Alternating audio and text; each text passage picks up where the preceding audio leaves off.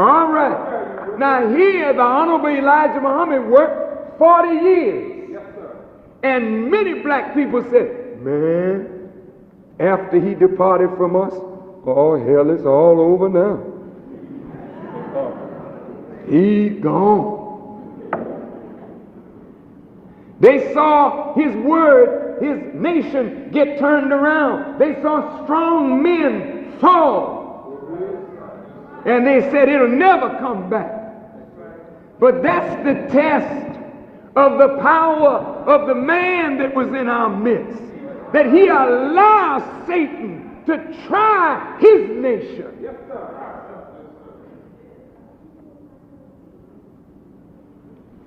This Holy Quran says, do men think they will be left alone on saying they believe and not be tried? How could we say we believe in Allah, believe in the Honorable Elijah Muhammad, believe in the truth and not get a trial from God?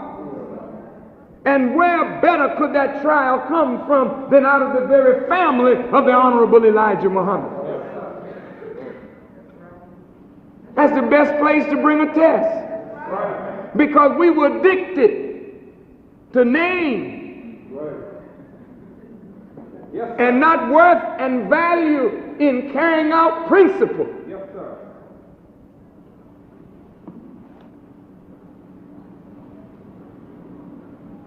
That was for a reason, and it was also for a season. Yes, sir. That's false. So an errant son became leader and taught the work of his father. And the father knew it all along. Knew it all along. Knew it was going to happen and prepared for it while the son hadn't even come on the scene. His means of destruction was already prepared, even as it was for Satan. Before the white man came on the planet, his means of destruction was already here to meet him when he came to birth.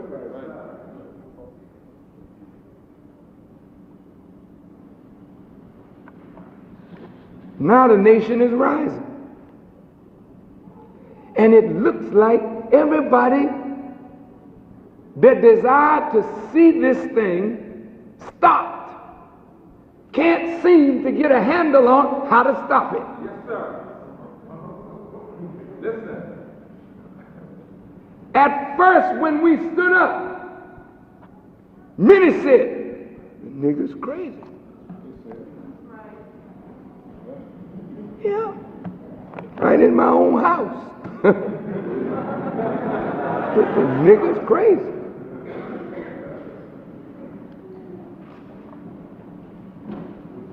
He said the nation is going to come back.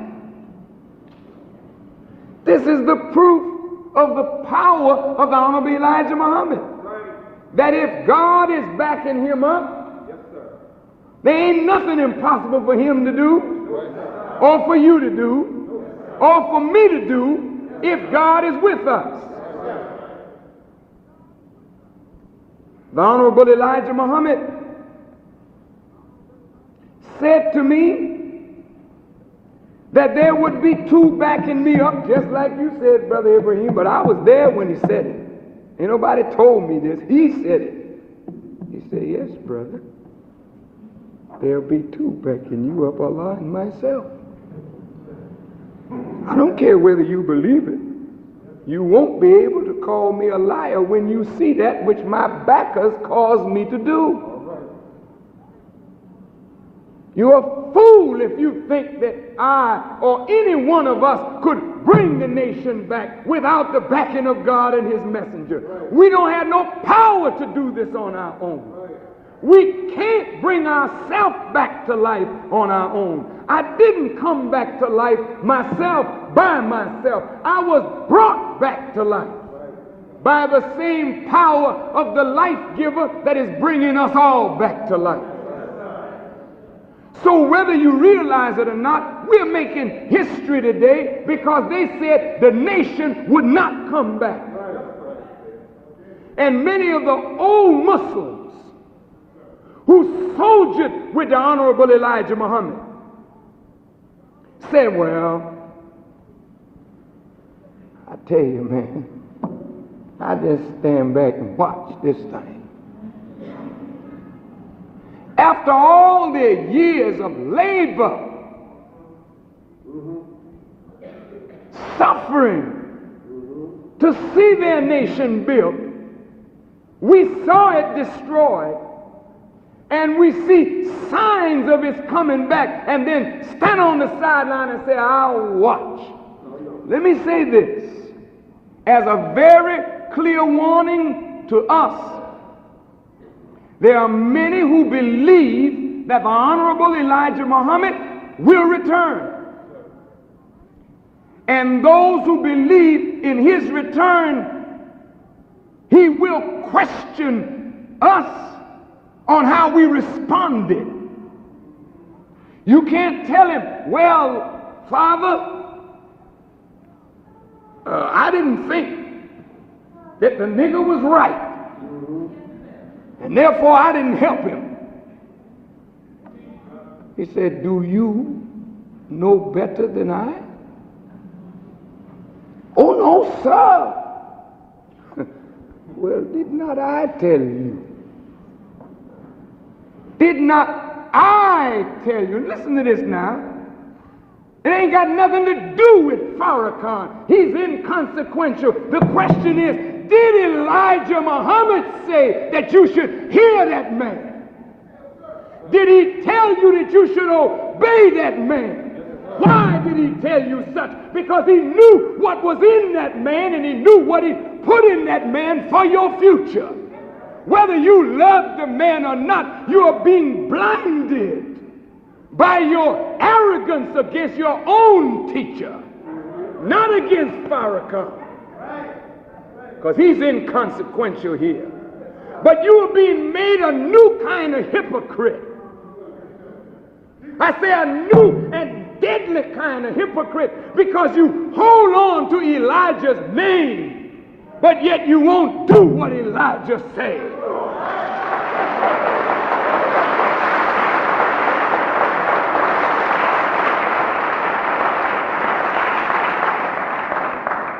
That's serious. But history has a way of repeating itself. The Honorable Elijah Muhammad put in message, the Muhammad Speak newspaper, history repeats itself. And I tried to study that. Why does history repeat itself? Because people don't learn the lessons of history, so they just keep on doing the same thing. Do you remember when Master P.O.W.E.R Muhammad was on scene? I wasn't here, but I heard about it.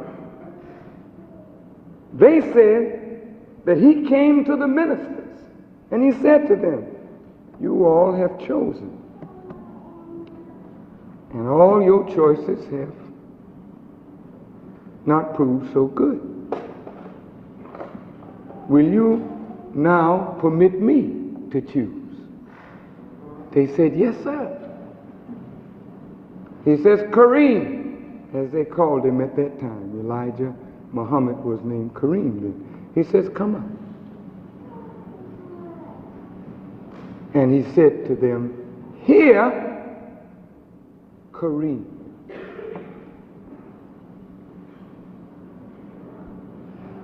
Listen to that. Hear, H-E-A-R, Kareem. What did he mean, hear him? He meant listen, carry into practice the principle that you hear, obey him, you'll be successful. He wasn't gone but a few days, and the Honorable Elijah Muhammad, poor man, grieving over the loss of his dearest friend. When I say the loss, I mean the absence of his dearest friend, began to call the Muslims whom Master P.O.W.E.R Muhammad had taught and named. Come on, let's get on with the work. And before you know it, he began to teach them who the man was that was in the midst of the people under the name of Prophet P.O.W.E.R. And he said that man was not a prophet.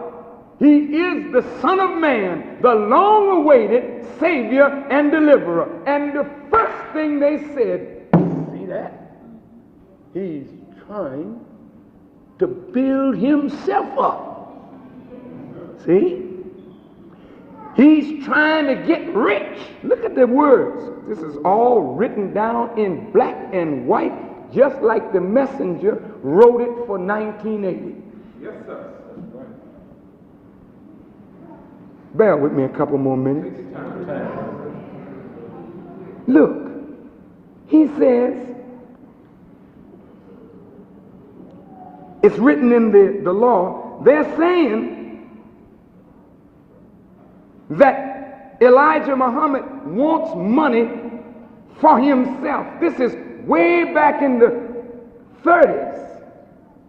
His brother rose up, Khalid Muhammad, to be an enemy of his.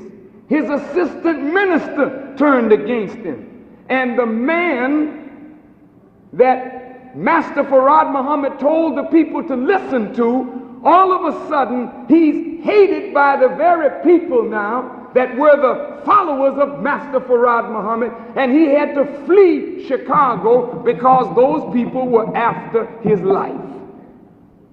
The nigger should be dead. That's what they were saying. And that's what they're saying about me today. Those who say they follow the Honorable Elijah Muhammad say the nigger should be dead. Why should I be dead? Because I'm doing what you are not doing? One man said to me, or said through someone to me, he denied the Honorable Elijah Muhammad. We should never follow him. He denied the messenger. And that's true, I did. But I said to that man,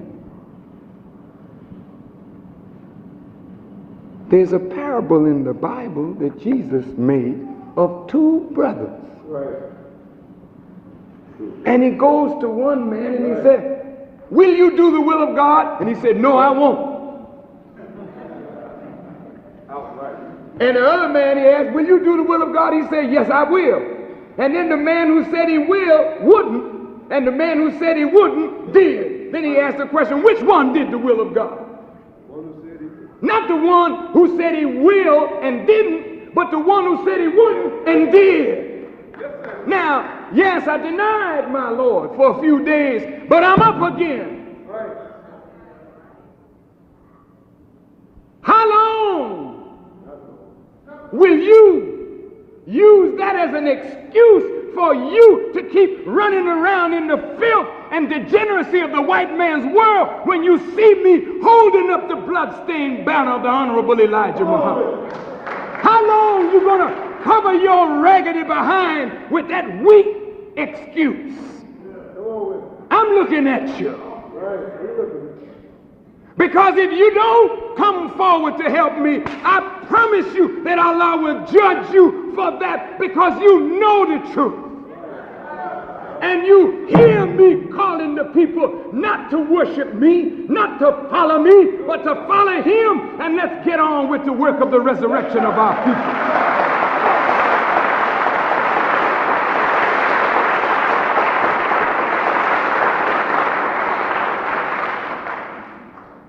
Poor Elijah Muhammad, as they ran the poor man around the country, he told me how some of his assistant ministers sat in his face wishing for his death. Right. What did they want him dead for? They want his job? No, they don't want the job. They want honor. They want people to bow to them. They don't want to work.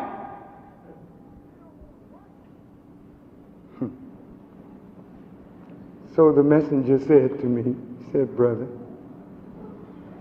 in a little while I had built up the people,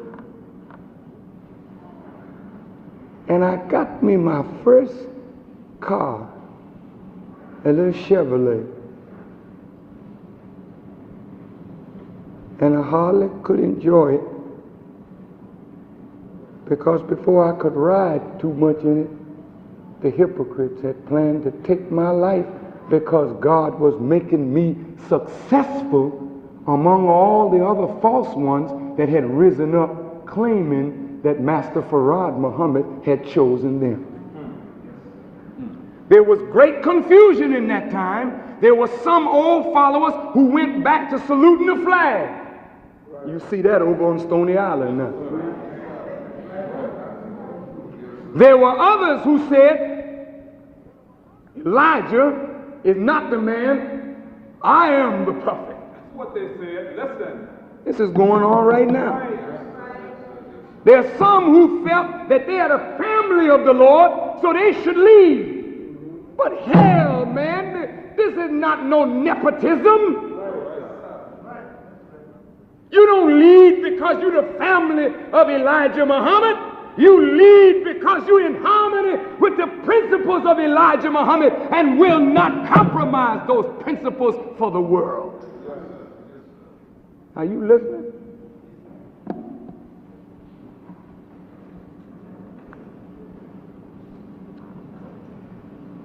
Jesus had a brother named James.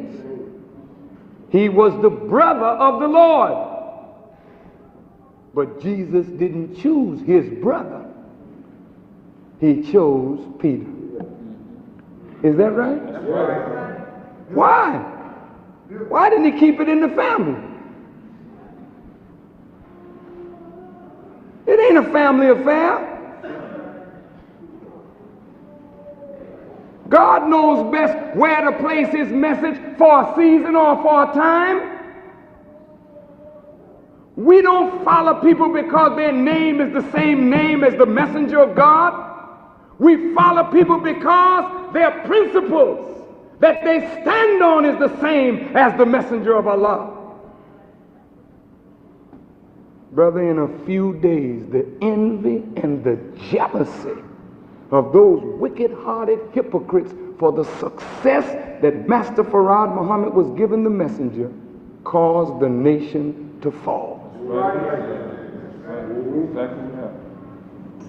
And it was nothing but pure envy and jealousy that caused the nation to go down. This time, the white man in Washington used the envy and jealousy that was boiling up inside the nation. And that's why the nation had to fall, because it was not the real nation.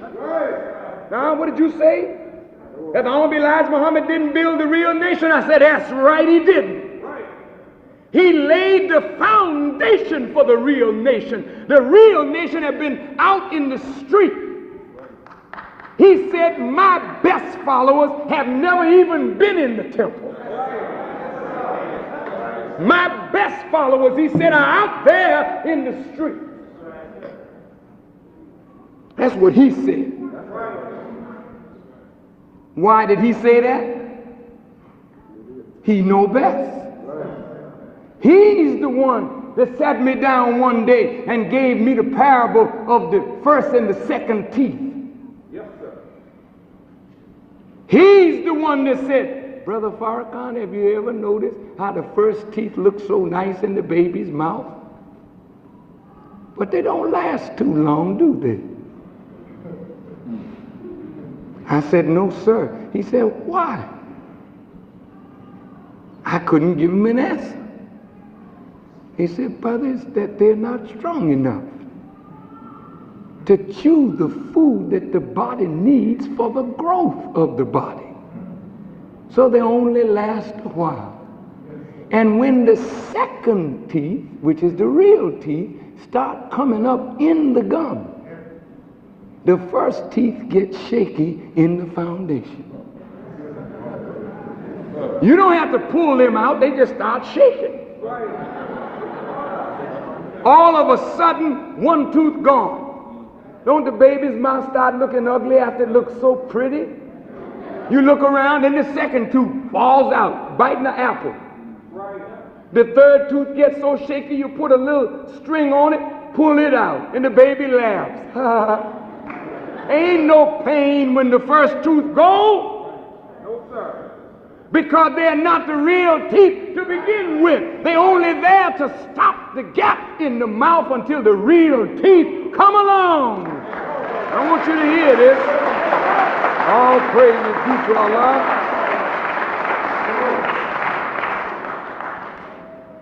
I'm telling you, I'm just as far away from the subject that I had wanted to talk on. Oh, brother. Look. Honorable Elijah Muhammad said, he said, it's that second tooth.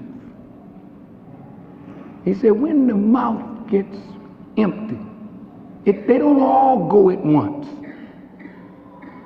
Just one here, then a space, then two spaces and one. It looked real ugly.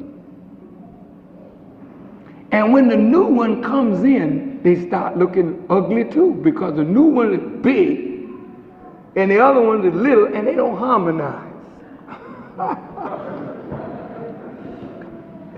He said, it's like the first and second group of Muslims. That's right. This is what he told me. He said, after a while, all my followers are going to leave me. Oh, brother and sister, that thing hurt to hear him say that. After he had done so much for us, he said we all were going to leave him. That hurt. I didn't think I was going to be one of those to leave him. But you don't know what the future holds. It don't pay to think you're so strong. It don't pay to think you're so mighty. See, I had to fall in order to remove arrogance. Yes, I had to fall in order to remove any vestige, listen carefully, of self-conceit. When you think you know and you really don't know, God has to show you that you don't know. Yes, sir. And I really didn't know what I thought I knew, and I really didn't understand what I thought I understood, because had I known and had I understood, I'd be dead right now, because I would have interfered with Wallace and the work he was born to do.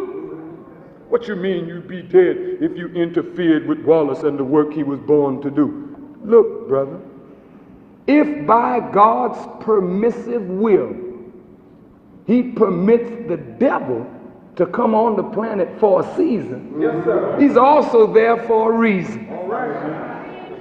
And when you try to interfere with God's reason and cut short the devil's season, you're not opposing the devil, you're opposing God. So he brings you to know. That's why you not only have to be right, you got to be on time. Listen good. Wallace Muhammad had a work to do. And had I been full in the understanding, I would have stood up and opposed them, because I'm that kind of brother. You don't know me. You think you know me. But as long as I believe in the messenger of God, I wouldn't give a damn if you was a mountain. I'd come after your butt as long as I know you're opposing the Honorable Elijah Muhammad. Oh, that's true. That's true. I can't help that. That's the way I'm cut out. When Malcolm rose up against the messenger, I was no equal to Malcolm in debate. I was no equal to Malcolm in wisdom. But I rose up against a man who taught me, because he rose up against a man who was the teacher of us all. Yes, sir. And I won. In every man's life, there's a Goliath that he got to face. And in everybody's life, there's a time for you to be David and rise up against Goliath and take his head off. Right.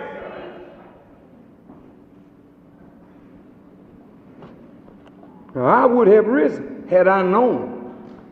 But I thought that Wallace was actually the son of his father. I thought that the man was sincere to carry on his father's work. I was greatly relieved that the Son would come up and do this, because I didn't think I knew what to do. If you tell me the Honorable Elijah Muhammad is dead, well, I'm finished. Don't nothing make no sense to me. And like Bilal, I couldn't sing no more. Like Bilal, I couldn't call to prayer no more, because I was in grief over the loss of the best friend I ever had.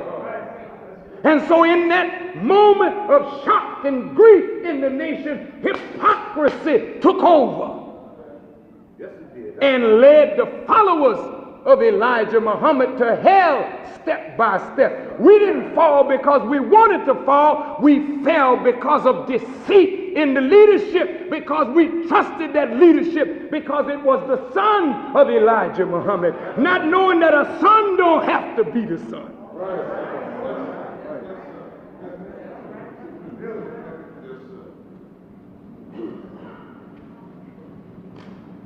When I found out that I was a denier and saw myself, I was in great grief, but I still didn't know what to do. This is the truth. I didn't know what to do. I love the Muslim community. I don't want to see Muslim killing Muslim. So I decided I'd just fade on out of the picture. But as I faded out of the picture, I met a brother. And the brother showed me Wallace in the scriptures. That's all. He said, do you know where Wallace is in the book? I said, I don't even read the book no more. I'll just tell you the truth. I had put the Bible down, put the Quran down. I damn near put everything down, tell you the truth. Religion, I was sick of religion. I traveled all over the world and got fed up on all religion, because I saw religion as the enslaver of the people rather than the true freer of the people. And it is true. Everything but what Elijah Muhammad teaches and what the scriptures teach, if you understand it, will enslave you unless you understand. Brother and sister, I'm going to conclude. But as I saw Wallace in the scripture, I said, wow, look at this. She said, where did you see it? From Genesis to Revelation. From Al-Fatiha to Al-Nas. If Elijah Muhammad is the seal of the prophets, yes, sir, his chief opponent has got to be written in the book from one cover to another. Right. I don't have time to go into it today, but I'll start with you with the Bible and the Quran in two places. Take the Genesis of the Bible and Al-Baqarah, the cow, in the Quran. Okay? Yes, sir. Does not the Bible begin with the creation of everything out of darkness? And does not the Bible begin in Genesis 1:26 with the making of a man? And was not that man alone? And did not God say, according to the scripture, he didn't desire that the man be left alone? And he put the man into a deep sleep, and out of his rib produced Eve. Isn't that the book? And he placed Adam and Eve in a garden and gave them instructions. And in the instructions that he gave Adam and Eve, he says, eat of every fruit tree except this one in the midst of the garden. The day you eat of this one, you will surely what? Die. Is that right? Where was the serpent? You ain't never heard in the creation that God created the serpent. He just said man was there. Yes, sir. He created Eve. Yes, sir. But then it said, but the serpent was more subtle than any beast of the field. Where did he come from? How did he get there?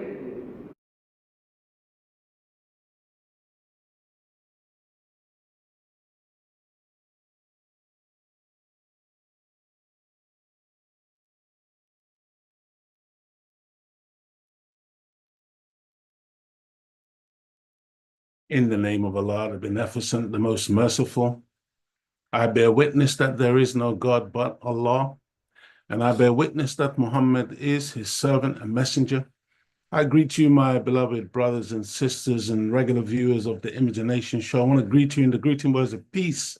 We say it in the ancient tongue of Arabic, Assalamu alaikum. Walaikum salam. Welcome, welcome, welcome, dear beloved family, to yet another episode of the Image and Nation show. And, you know, the holy month of Ramadan is now past, and we are now into a new season of Image and Nation. And dear family, you know, I pray that somebody was listening to the Honorable Minister Louis Farrakhan just now, because that lecture is just absolutely heavy and really pertains to our subject today. But suffice to say, dear family, my name is Brother Leo Muhammad, and sitting alongside me is my beloved sister, my beloved wife, and friend, Sister Claudia Muhammad. In the name of Allah, the Beneficent, the Most Merciful, I bear witness that there is no God but Allah, and I bear witness that Muhammad is his messenger. I greet you all in the greeting words of peace of Assalamu alaikum. Wa alaikum salam, dear beloved. How are you all today? Thank you so much for tuning in to another edition of the Image and Nation show. And I'm going to say Eid Mubarak to you all, I pray. Eid Kareem. Eid. Yes, ma'am. I pray that you all had a wonderful experience. Yes. It wasn't an experience this Ramadan, but all praises due to Allah. We were all blessed to get through, inshallah. We are here now.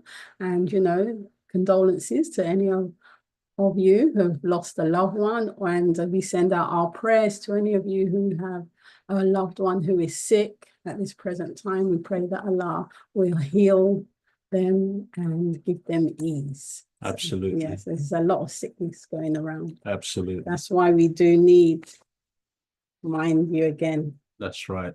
how to eat to live. How to eat to live, dear family. Our Savior has actually arrived in the form of Minister Louis Farrakhan. And when I was listening to what you was playing, I just thought, I was saying to myself, are you actually listening to this man? The wisdom. I loved what he was saying about the teeth.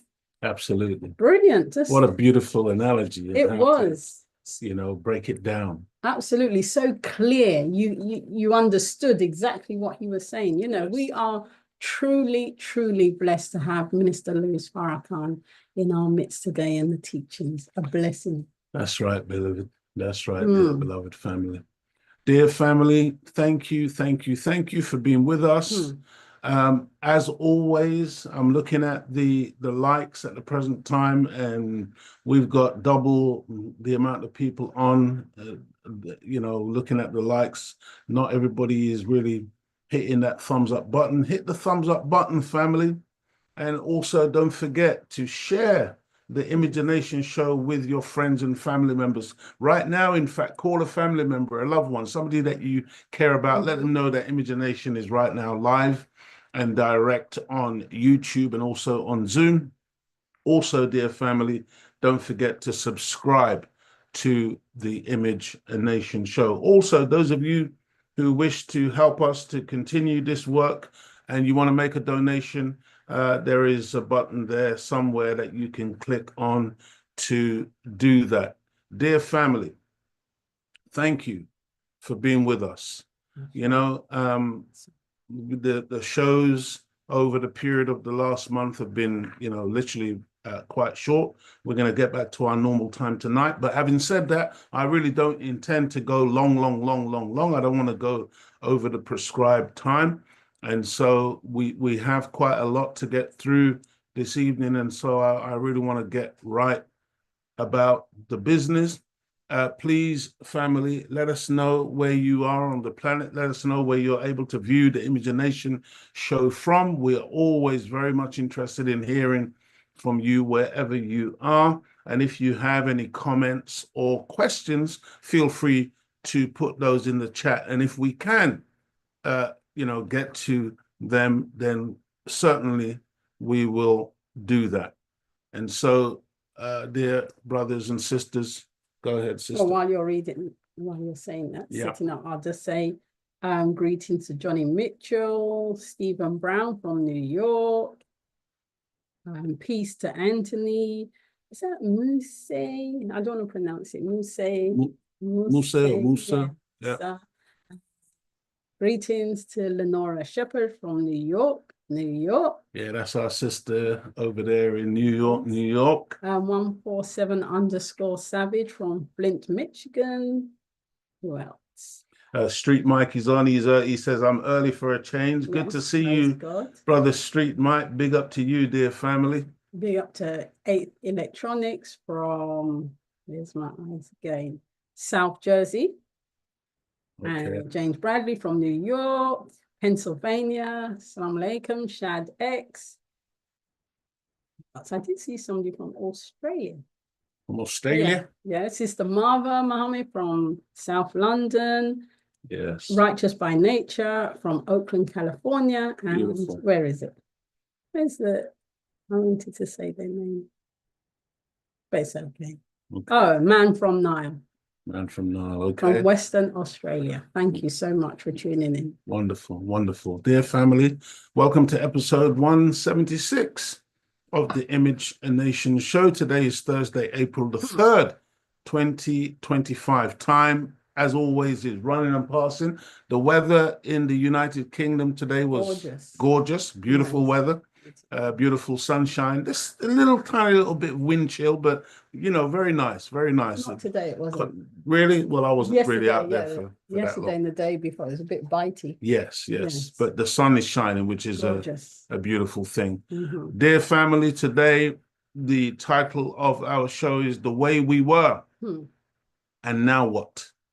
The Way We Were and Now What? You see, because it's one thing to talk about the past, but okay, now what are we going to do?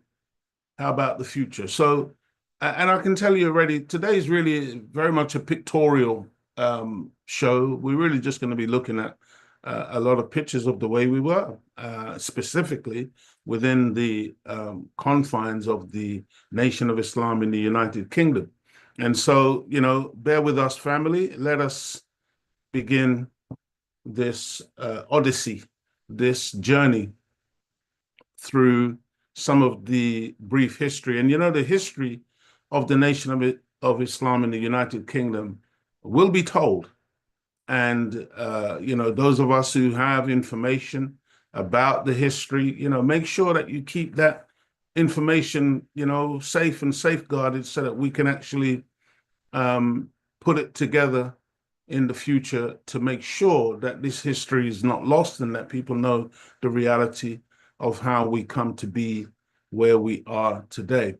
Dr. Abdul Aleem making a recent appearance on the People's Podcast hosted by our brother Joshua Muhammad, where Dr. Aleem talks about his visits to London and his experiences and feelings about the Muslim followers of the teachings of the Honorable Elijah Muhammad as taught by the Honorable Minister Louis Farrakhan. His bearing of witness, dear family, does demand our attention on the way we were and the question again, now what? And so without further ado, we're just going to watch and listen to our brother, Dr. Aleem, talk about his visit, his experiences, his feelings about the Muslims when he was blessed to be here in London with us. Thank you, Brother Barton. What was it like being in the United Kingdom, teaching the teachings of the Most Honorable Elijah Muhammad? Oh, that was wonderful. That was wonderful. That was in, that was the same year that Brother Wali and I went to Kenya to get the Cameron. Okay, okay. And when we left Kenya, we went to Ghana, and from Ghana, we went to London. Mm. And then that was my first introduction to the beautiful Muslims in the UK. And I say beautiful. When I say beautiful, at that time, they were the most beautiful mosque in the nation of Islam, in London, England. They had, if I remember correctly, they had 300 of the most beautiful believers that you have ever seen in your life. Yes, sir. Now, they didn't have the regulation uniforms, but they were creative enough that they came up with their own version of the uniforms, and they were spectacular. They were immaculate. And so I considered it to be a great honor and a pleasure to have a brief time to interact with them. And then I've been back a few times since then to the UK. But I was totally impressed with the sincerity, the productivity, the creativity, the kindness, the warmth of the UK Muslims. And I would also say they took me across the channel into Paris. And I would say the same thing about the Muslims that followed the Honorable Elijah Muhammad in Paris. Very, very warm, friendly. Yeah, there's a language problem, but they all know how to say Allahu Akbar. They all know how to say all praises due to Allah, Elijah Muhammad. You know. Yes, sir. And so it would be a good idea to, for us to travel more and get to know one another more. But the Muslims in London, just absolutely fabulous. And I know there's been some issues over the years, but hey, that's part of Islam. You don't think, man, that they will be left alone on saying that we believe and not be tried as we tried those before you. So when you read about the trials and the tribulations that the Muslims experience here in America at the advent of Islam, okay, well, expect the same thing in the UK, especially since you're in the United Kingdom, which is the citadel of evil for the entire world. Where do you think all of these fake religions come from? Where do you think imperialism comes from? Where do you think most of the wickedness in the world comes from? Right there in the UK. The Honorable Elijah Muhammad said, all white people are not the same. He said, among the white people, the wisest ones are the Germans. He said, but the most wicked ones are the British. He said that when you become a British slave, then that's a permanent slavery. When the British enslave you, you see, so when you have a group of Muslims in the Nation of Islam coming up in the UK, which is where the most wicked people in the whole world are, and yet they are examples of uprightness and righteousness and good examples of good behavior, and giving a clear message to the British people of what time it is, who God is, who the devil is. That's right. Can you imagine in the UK calling the Queen of England a devil? You see, now that takes some courage. And then, of course, one final point that is so vital concerning the Muslims in London is they're from all over the place. See, they live in London now, but that's not where they're from. Some of them are from there. But a whole lot of them, when you find, they're from Jamaica, they're from Grenada, they're from Ghana, they're from, Kenya, now they're all black in London. And so they band together because they're all under the same racist oppression. You see? But when they go home to visit family, see, they're actually an international community. They're going back all over the world, carrying the teachings of the Honorable Elijah Muhammad, and themselves being beautiful examples of those teachings. So thank you for that question. Yes, sir. Thank you. And thank you. And shout out to all of the believers. I've interviewed many of them. Praise is due to Allah. What a beautiful, beautiful testimony. And, Dr. Alib, we were blessed to be with him on a number of occasions here and also in North America. And was a very instrumental part of our growth and development in the Nation of Islam, and a man who has done tremendous work in helping the believers in the field of health and in so many other ways. I don't want to contradict our brother when he says that we were the most beautiful mosque in the entire Nation of Islam. I don't know about that. You know, he's talking about what he witnessed from his perspective, how he saw us. You know, but I will just say that, you know, having traveled to North America and met believers, we've met some very, very beautiful believers all throughout our nation. Again, I'm not trying to contradict my brother, but he talked about the difference between the German and the British white man, and I think he may have got it the wrong way around, because according to my understanding, and I could be wrong, Dr. Alim could be right, but I do believe that the Most Honorable Elijah Muhammad did say that the German is the most wicked, and that the British is the wisest. But it doesn't take away from the fact that they're both wicked, that they're both evil, that they are both, you know, a set of people. And by the way, they're very similar, the British and the German. They're related, they're family. But you know, I just think it's absolutely imperative, dear family, that we appreciate that the Nation of Islam in the United Kingdom, you know, really has had a tremendous impact on our nation overall, and in fact has had an impact on the world and the global community. It's just that sometimes we're not really as aware of the reality of how we are viewed and how we are seen as other people may see us.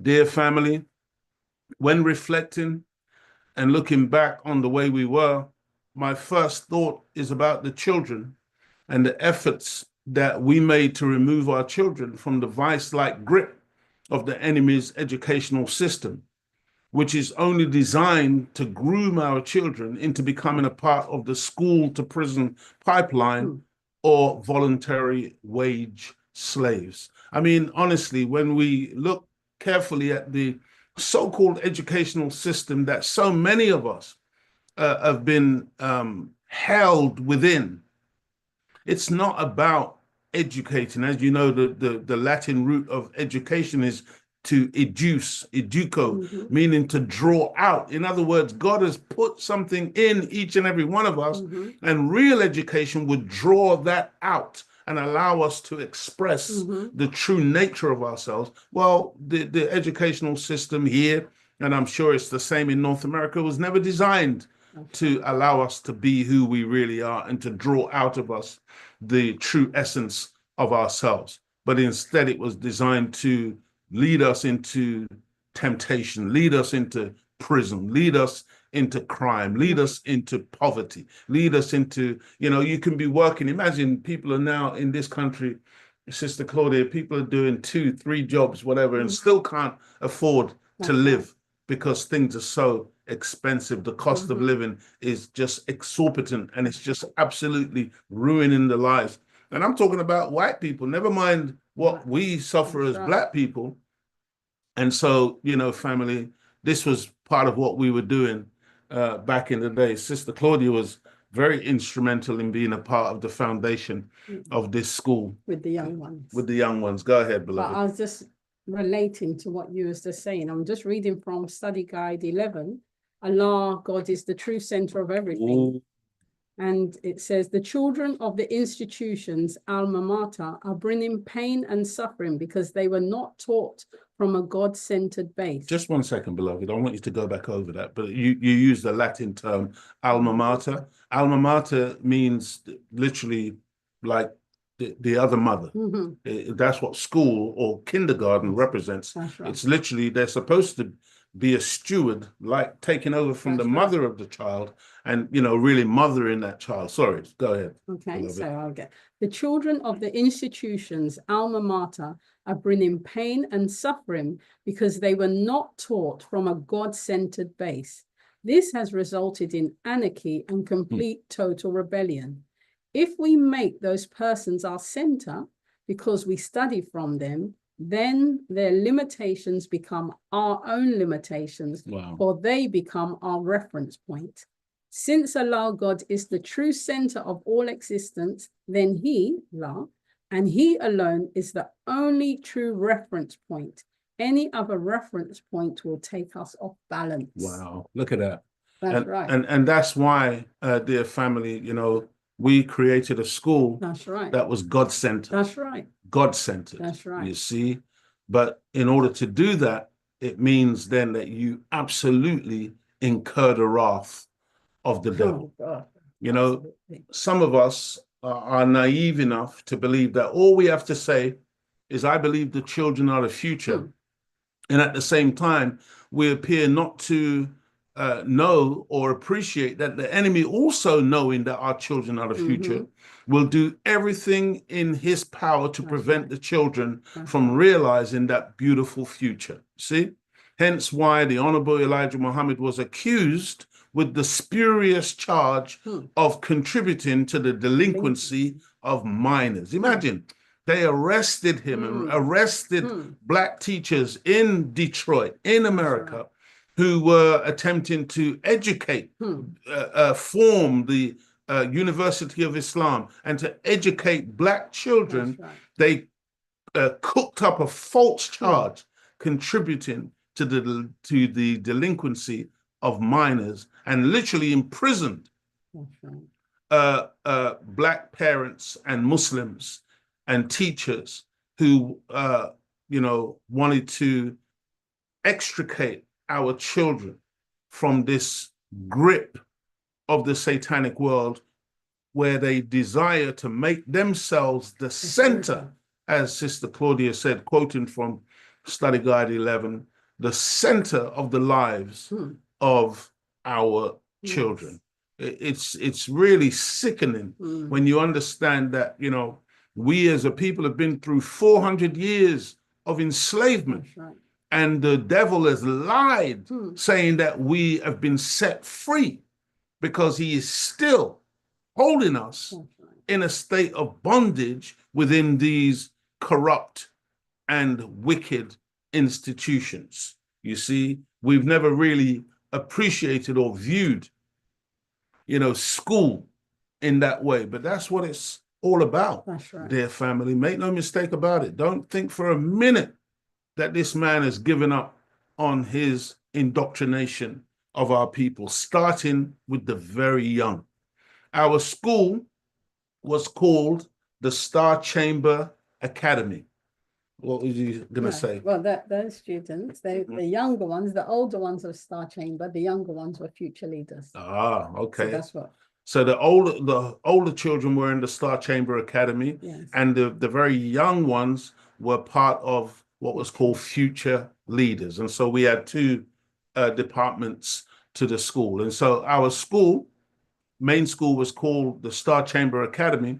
And again, why did we call it Star Chamber? Because it was a chamber that was designed to produce the future stars. That's right. And if you understand really the purpose of the stars, and why, for instance, at the birth of the Jesus, according to the legend, you know, a star appeared that the wise men could follow, that would lead them to this one who was a star. Dear family, you see, the stars come out at night.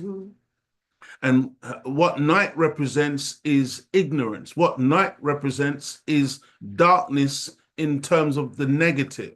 And what the star is supposed to do is supposed to provide light for that ignorance, to dispel that ignorance, and to bring light into the minds and the hearts of those who observe the star. Hence the Star Chamber Academy. And though not perfect, we're not suggesting for 1 minute that our school or schools were perfect. And though not perfect, it was a potential breeding ground for some of the future greats in the brand new world of Black academia and excellence. The enemy knew what they were looking at and came after us like their lives depended on it. If you could have seen the way the enemy was hovering around and visiting and looking at the Star Chamber Academy and the future leaders, it was absolutely ridiculous, dear family. And so, they tried every trick in the book, including inspections. And by the way, when they inspected, sometimes if you see the reports that they had to produce, the reports were excellent. This school, our children were head and shoulders above what their peer groups or in the mainstream, so-called mainstream schools were achieving. Our children were far beyond anything that they were achieving in these schools. But they use inspections, health and safety, and even a media campaign hinting at Islamic indoctrination and radicalization. These are the type of terminologies that these people were using to try to discredit what it was that we were trying to do with our young people. Dear family, I hope everybody is good and that you are able to follow along with what we are sharing with you this evening. The West London community of the Nation of Islam took the education of our children very seriously, family, because we knew, based on our own experiences of miseducation within the white supremacy system, that we could not allow the children to go through the same killing fields in the false hope that they might emerge with the aptitude, determination, and the will to do something for themselves and to build a righteous nation of strong, believing, and courageous Black people. We just knew, we know that that's just not going to happen. We've seen so many of the educated classes of our people today, and it would appear that the more educated we are within the system, the less likely we are to try to do anything on behalf of our people. The less likely we are to have self-interest, which is the Black interest, which is designed to uplift ourselves, our families, and our people.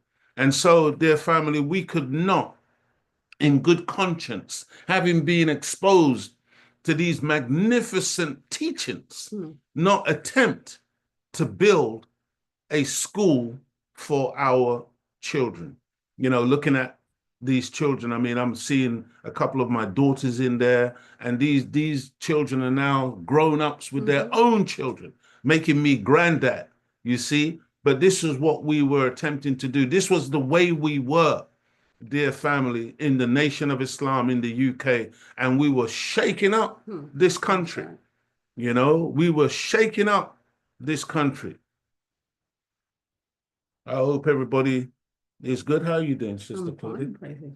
Praise be to Allah. Feel free to jump in at any time, beloved. Dear family, we fought back after they were attacking us. We fought back by creating demonstrations on the streets of London, even with our babies in our arms, and exposing the reality of the complicity and conspiracy of the government, local council, and the media, who were using racist laws and statutes coupled with Islamophobic tropes like the lies and slander. We were highly successful in our pushback against these forces of evil. But of course, they did not give up their war of attrition, attempting to close our school. This is what this was all about.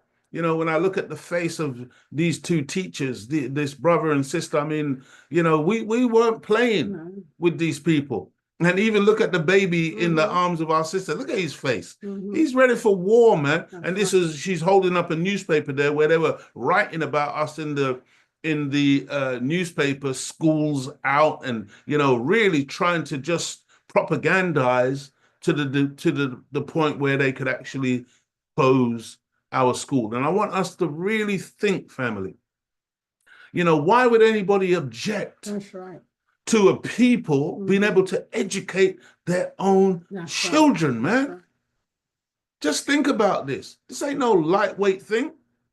You see, and then when you understand now that the vast majority of us today have our children in the schools of the enemy, and we think that they've been given an education that's going to benefit them. Well, it may benefit them as an individual to be able to go and get a job in the slave master's world, but it's not necessarily educating them to do for self and to do for kind and to develop and build something for themselves, you see?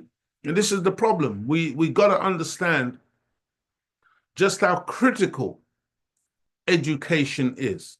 It's really not a lightweight thing. And when I think about my own education, having been a person who literally I've only had about 3 years of formal education my entire life, and now today, as I reflect on that, I'm so grateful because I wasn't indoctrinated fully by that system. And when it came to receiving this God-sent education, the teachings of the Most Honorable Elijah Muhammad, I didn't have a lot of furniture to throw out in order to bring in the new information, the new furniture, you see, because I was pretty vacuous, pretty empty at that time. And I'm grateful to Almighty God Allah that He saved me from that so-called educational system. But nor were we about to give in or give up on the God-given right as a free, sovereign people to raise our children according to the revealed word and the standard of Almighty God Allah set before us by the teachings of the Honorable Elijah Muhammad. And the fact that any alternative course to that would represent a continued death sentence for Black people in the UK into the foreseeable future. That, you see, again, family, if we never ultimately achieve our own, if there aren't people today, and I'm telling you, myself and Sister Claudia, we count ourselves today as those kind of people who recognize and know that we have to have schools of our own tomorrow. We have to. It's not, there's no question about it. But I'm saying for those of us who don't understand the necessity of that, I'm telling you, family, we are sentencing our children to death. If we ever think that the system that is currently in place is going to raise and educate our children to the standard that is required, to the standard that's necessary in order for those children to achieve their God-given gifts and talents, it will never happen, dear beloved family. This is something that we must be conscious and aware of. You know, we effectively handled the fake news media and left them in no doubt about our determination to manifest the reality of what it means to be a free people, whose desire it is to separate from a system and a people who have shown over centuries of wicked behavior right up to the present time that they are disagreeable to live with in an environment of peace, freedom, justice, and equality. You know, they would come out, the media would come when we, you know, demonstrated outside Hammersmith and Fulham Town Hall, and we blocked the road. And the roadblock stretched all the way into the West End of London. And it was one of the biggest traffic problems ever witnessed in that part of London. And they brought out police on horseback, and the P.O.W.E.R, the brothers, the men, the fruit of Islam, were so intimidating to the police horses that they began to attempt to throw their riders. And so the police on the horses had to leave. I'm telling you, family, you know, this isn't about our muscles and our individual strongman prowess or anything like that, but this is about having the Spirit of God with us in what we were doing, and that spirit transferred all the way to those horses, and they were not able to stay around to intimidate the believers with our women and our children and the brothers. They had to flee. And so, dear family, we're going through this history because we want you to know the way we were. We want you to see some of that which, you know, we as members of the Nation of Islam here in the United Kingdom came up. Even the children took part in the fight for their own independent education. And they were very enthusiastic because they were highly intelligent, having been taught a knowledge of God, a knowledge of self, and being made aware of our history, the loss of language, culture, and the need to have our own in everything. This is how we were teaching these children. This is what the children were being taught. As I said, you know, these children, man, if you were to see them today, these are, you know, big women now, big men, big women. And by the grace and mercy of Allah, they had a very solid foundation, a very solid foundation by the grace and the mercy of Allah. Dear family, we defeated our open enemy and their evil machinations against our school. But in the end, it was elements within our own ranks. Now go back to what the Honorable Minister Louis Farrakhan was just talking about. Because you see, you got to understand why we got such problems in the black world, in the black community. It's not that the enemy is so great, so powerful, you know, so intelligent, so wise. No, man. We got sellouts among us. We got traitors among us. We got wicked demons among us. And so we defeated our open enemy and their evil machinations against our school. But in the end, it was elements within our own ranks who plotted and executed the end to the Star Chamber Academy and the future leaders out of envy and jealousy and out of a desire to remove God from the center. Remember what Sister Claudia read? Allah, God is the center of everything, but their desire was to remove God from the center and to make themselves the focus. You know, I make no apology for spending so much time on the school when examining the way we were, because God, I'm telling you, family, God is not mocked. Right. And the evil that we do, there's payback. There's payback coming. Make no mistake about it. You know, look at these wonderful children. Beautiful. This was their graduation. At a particular age, they were graduating, and what we should have had was graduation after graduation as they matured, you know, and eventually we should have had our own educational system where we would have colleges and universities and these other schools of higher knowledge and learning for our young people. That's right.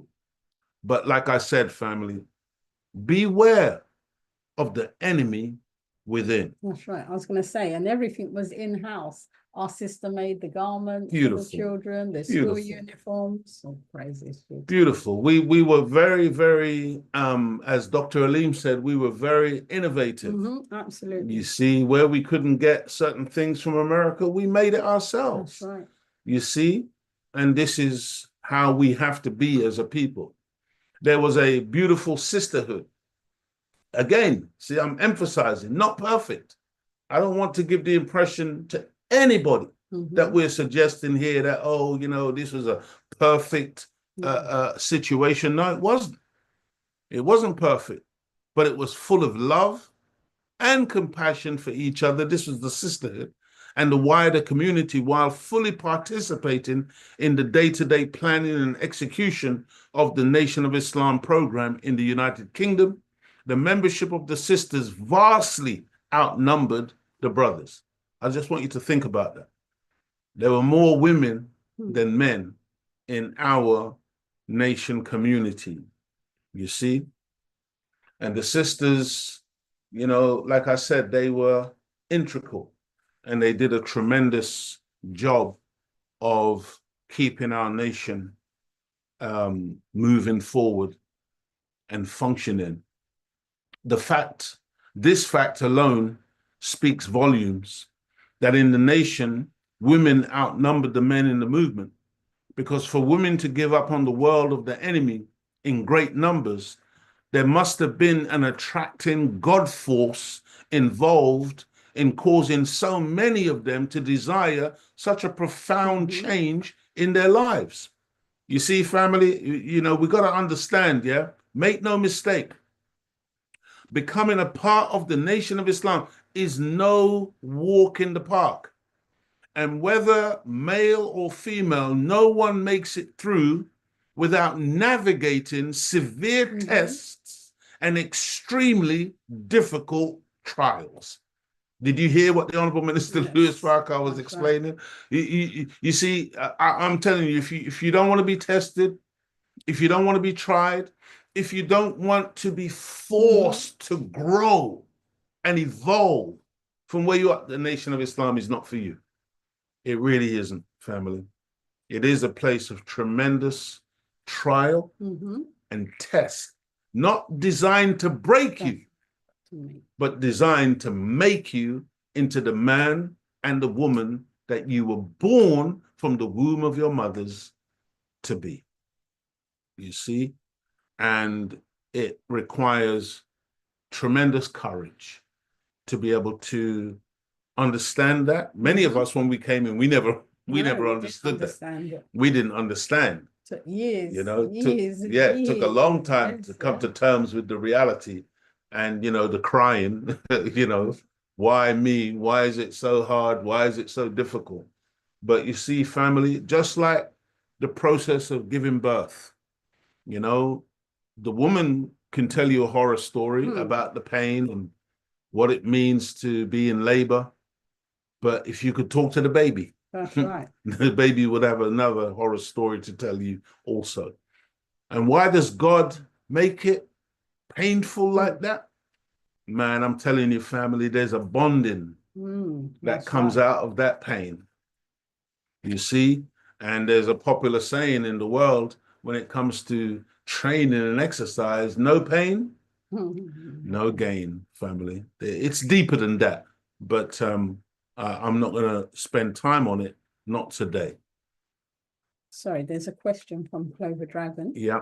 He asks, how did they legally stop your schools when there are other faith-based schools in the country? Yeah, it's a great question, dear family. They couldn't, and they couldn't, and they didn't. They couldn't stop our school, and we defied them, and we continued, and the school was fine. But like I said, internal enemies ultimately destroyed our school. The external enemy couldn't do a damn thing. Forgive my language for those who don't like words like damn.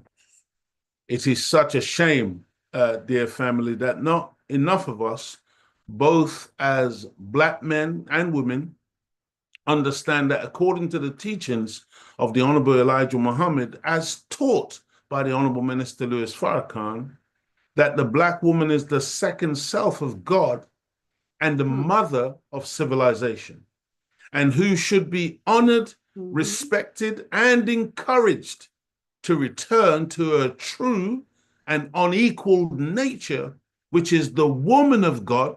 Honorable Minister Louis Farrakhan teaches that the woman is not the woman of man. She is the woman of God, and she is the mother of gods. See, ye are all God's children of the Most High God doesn't come out of a vacuum. That's right. Those gods come out of the womb of the woman. And, family, there are among the highly educated elements of the enemy's class, they know who the Black woman is. It's sad that not too many of us, including Black women, know the reality of who she is. And, dear family, even if we don't have the fullest knowledge of her true identity, we should start by just having respect and honor for our mothers, for the womb that bore us, for our sisters, you know, for the daughters that Allah blesses us to produce, because there's something very, very powerful that comes out of the acknowledgement of what Almighty God Allah has put inside of the female for the totality of the nation. Again, that's another subject all in and of itself. Right. But we're not going to stop there this evening. Dear family, are you all good? I hope you are all good and enjoying this evening's edification. Another question. Go ahead. From Haka, I think. I'm sorry if I said your name wrong. Greetings. Did the NOI have their own lawyers active in this struggle for the right to educate their own children? Were these schools taught during the hours of state schools? Absolutely. Yes, we had lawyers. We had people who were familiar with the laws, and we had, you know, really highly intelligent believers. And certainly the hours that our schools ran were in essence compatible with the mainstream, except that we had special holidays that we took that they obviously didn't, and we didn't take, and we didn't take their holidays, and we didn't necessarily support or celebrate the enemy's so-called holidays, but we had our own celebrations and holidays, and we had our own way of you know, gifting our children and rewarding our children, and it was beautiful. It's God's school. It was absolutely beautiful. Sister Marva Muhammad said, and also Sister Marva Muhammad was part of the school in South London. Okay, praise be to Allah. She said, and other faith-based schools don't teach our children the knowledge of self and the true and living God. That's where their strength is. Yes. That's right. Thank you for that, Sister Marva. You know, family, when we held the march of the 144,000 in Trafalgar Square in central London, it was a sight to behold the sisters of the Nation of Islam in ranks, showcasing the 21st century female. And if you can imagine the diversity of a city like London, just to observe the reactions of joy, curiosity, surprise, and admiration on the faces of onlookers, clicking away on their cameras, seeing the sisters marching in their immaculate uniforms, surrounded and protected by the FOI. You know, we made a few journeys like that, didn't we? Well, remember the night when we went to the cinema? Oh, wonderful. We had a coach. And there were, I don't know, there must have been at least 50 sisters, at least. There probably was more. There were at least 50 sisters, all in their uniforms. And then we had, you know, brothers. The sisters were in the middle, and the brothers were on the outside of the sisters as a phalanx, as a guard. And we had taken over. We hired the entire cinema. For a particular showing. Can you remember what the movie was that we went to see?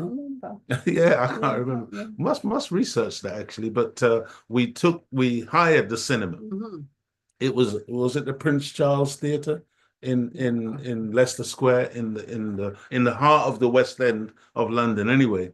And when the sisters came off of the coach and the brothers were lined up, you know, in a protective manner around the sisters, you could see all these tourists. They were taking pictures. And everybody, white people. White people in particular. They were going crazy. And we overheard some of them saying, "Oh, they must be royalty." They knew, right? And they knew exactly, because you see, family, when we turn out in a proper way, that's right, demonstrating who we are.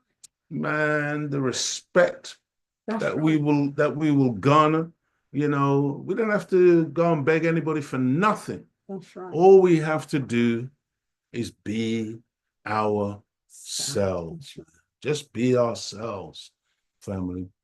You know, it never ceases to amaze me how so many of our enemies underestimate the power of the Nation of Islam's observance of prayer and devotion to a living God. You know, because we have even these so-called Orthodox Muslims who come up to us, do you lot pray?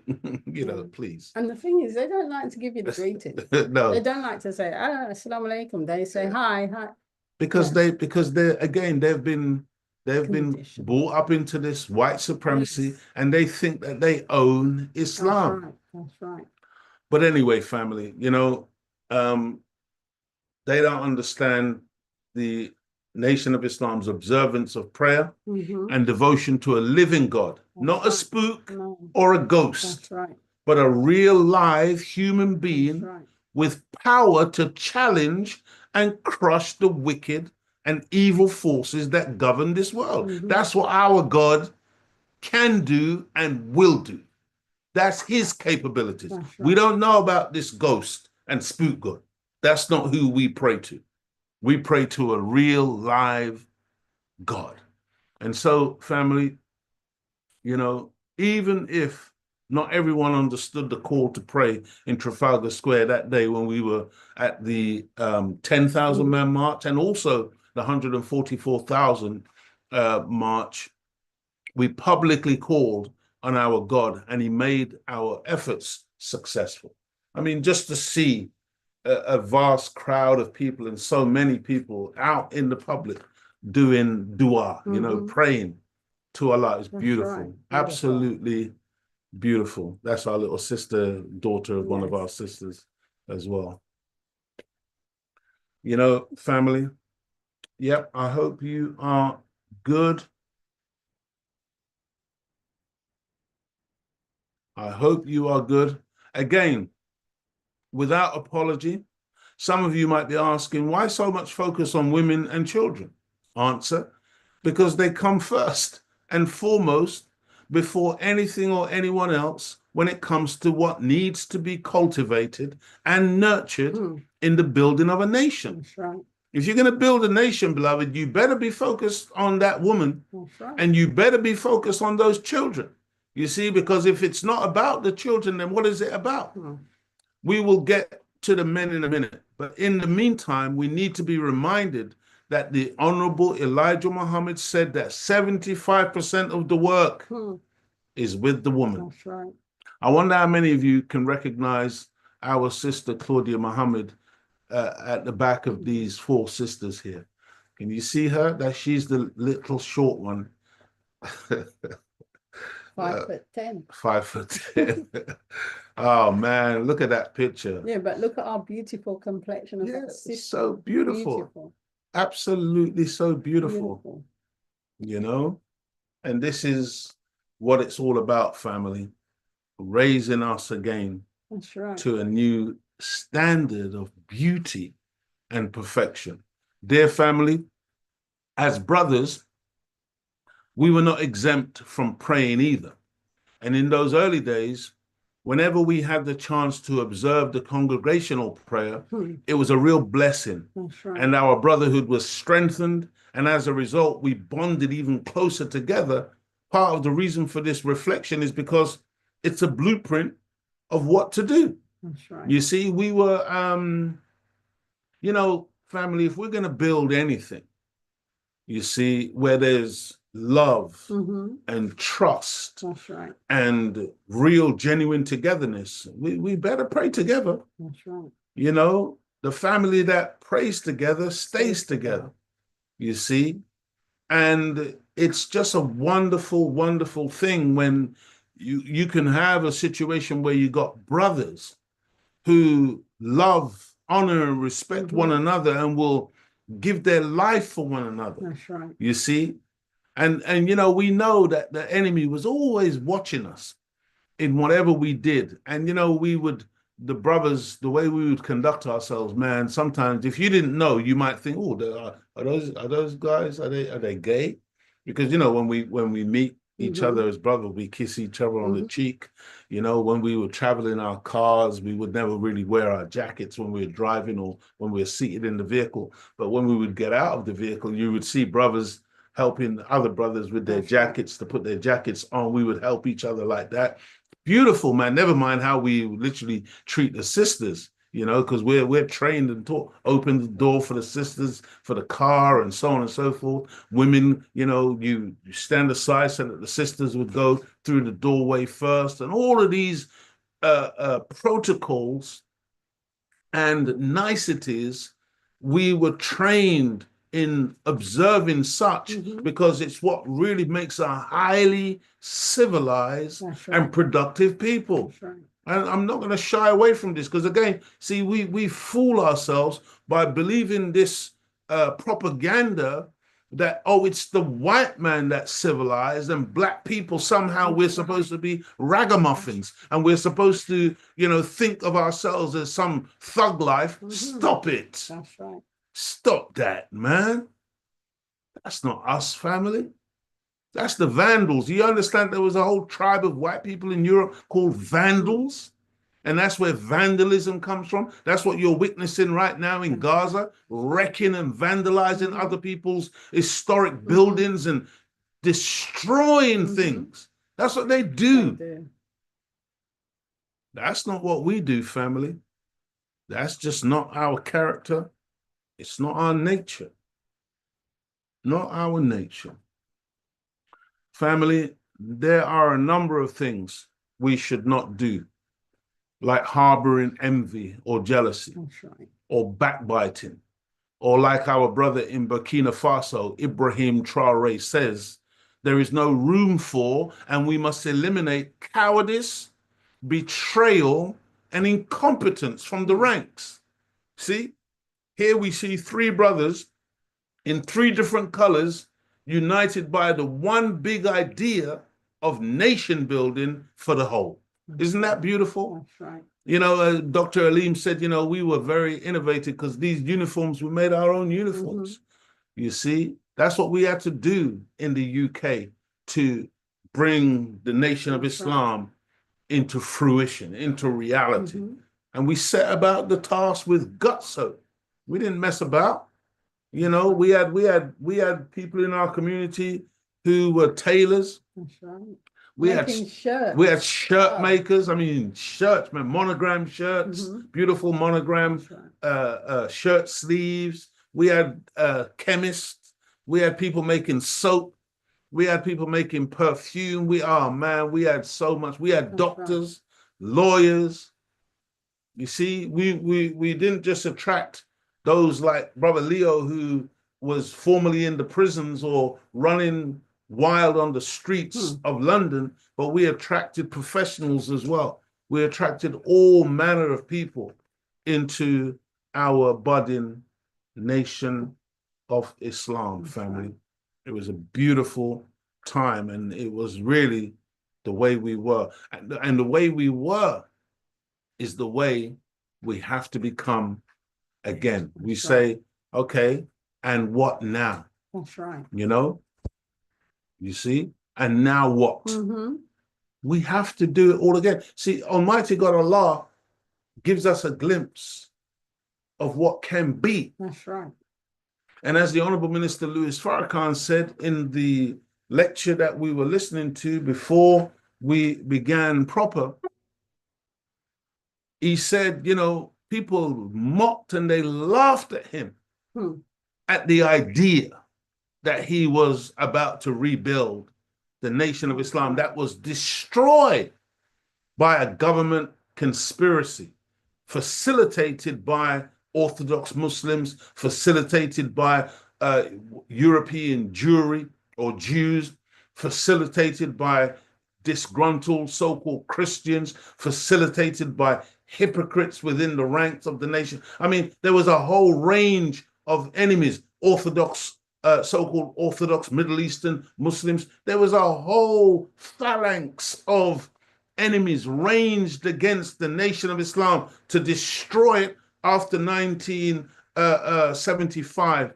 And when the Honorable Minister Louis Farrakhan decided to begin that rebuilding process in 1977, people laughed.